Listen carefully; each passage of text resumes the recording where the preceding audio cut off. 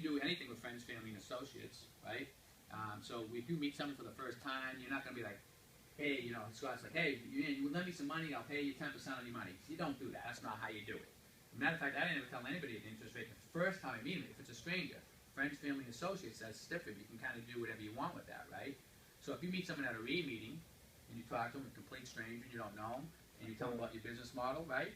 You meet them, you have a conversation with them. The next day you pick up the phone, you call them, second point of contact, right? And maybe you do a meeting at your office. Once you have 3 points of contacts and under 30 days, you have to be able right? to do it 3 contacts within 30 days of the original meeting. Yep. You can't talk business at all, but you can explain what you do. Yep, you can, but you can't facilitate the transaction until 30 days, right? Yeah. Make sure, and you have to be able to prove it through 3 different ways. You could do it by, you know, do it by phone, but the best way in doing it, because the SEC will go after it, make sure you do it by email. Yeah, email's great. The important part of it is that they'll throw all your information away if they don't get that email contact. But the ironic thing about all this, right? It's never a problem, right? It's never a problem. You know when it's a problem is if you screw your investor or your lender, and there's a problem, right? You think your lender is lending you money and they're making a boatload of interest on it? They're gonna complain like if you start doing business within 30 days. That doesn't happen. The idea is you just want to follow the rules a little bit, you know.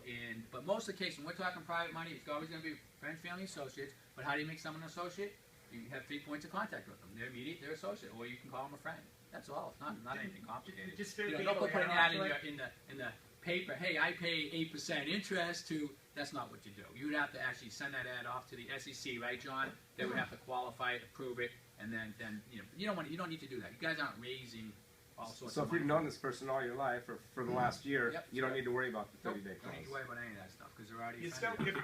If they themselves are not doing it on their own, even though they're your friend or their relative, you still have to do the 3-touch rule. Right, in the 30 days. Onto it. In the 30 days. In the 30-day period from the point of contact. The other, which is very important on the 504 regs, you should, even if you don't qualify, have them sign off on it anyway. Yep. Why?